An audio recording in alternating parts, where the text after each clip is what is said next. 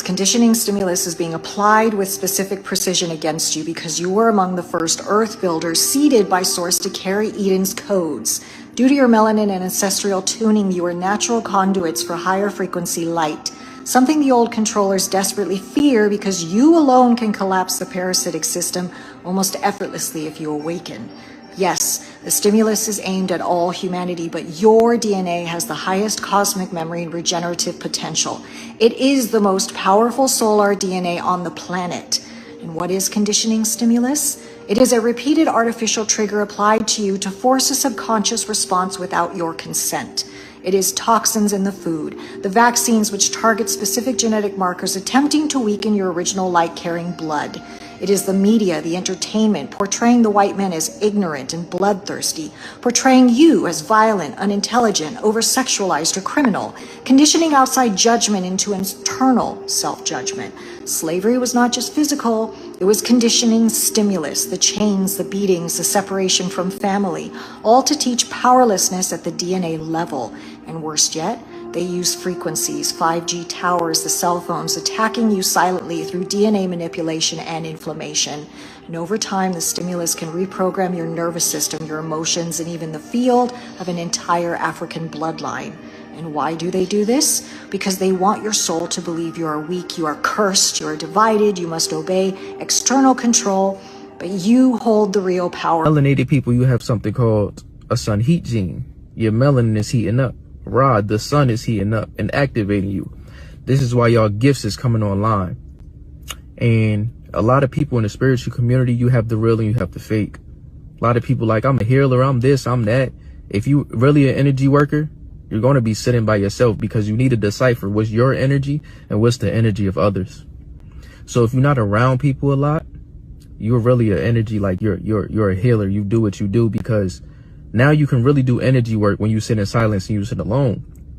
You can decipher what's your emotions, what's yours, what's your soul, what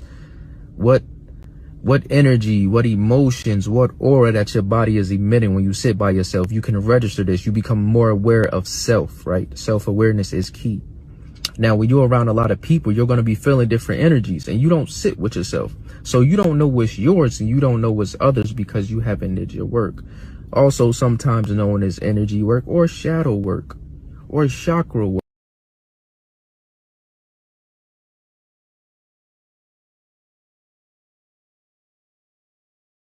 The new investigation, though, by our reporters has uncovered shocking, and we don't use that word lightly, legitimately shocking statements that Clark made in public while at Harvard. In 1994, Clark wrote a letter to the Harvard Crimson in her capacity as the president of the Black Studies Association. Clark wanted to explain her views on race science. Quote, "Please use the following theories and observations to assist you in your search for truth regarding the genetic differences between blacks and whites."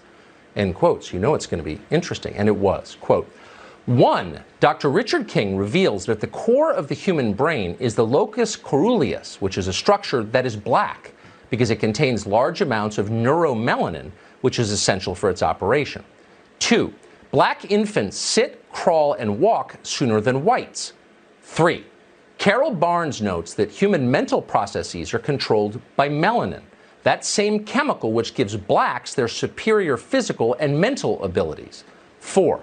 Some scientists have revealed that most whites are unable to produce melanin because their pineal glands are often calcified or non-functioning. Pineal calcification rates with Africans are 5 to 15%, Asians 15 to 25%, and Europeans 60 to 80%. This is the chemical basis for the cultural differences between blacks and whites. And 5. Melanin endows blacks with greater mental, physical, and spiritual abilities, something which cannot be measured based on Eurocentric standards. End quote. Let that sink in. Melanin endows black people with greater mental, physical, and spiritual abilities.